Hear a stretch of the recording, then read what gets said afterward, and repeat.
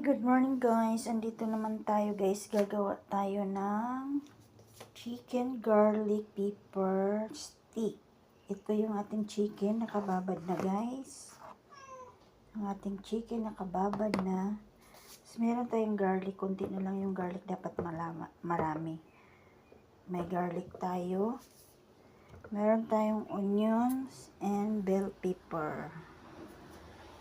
So, yun guys. Ito, ipiprito na muna natin siya. Bago natin iprito, ito muna, ipabrown natin yung garlic. I-brown muna natin yung garlic. Ito. Tapos, next natin, luto din natin siya sa mantika ng bahagya lang na hindi siya masyadong luto. Ganun. Tapos, saka natin to iprito guys. So, ngayon,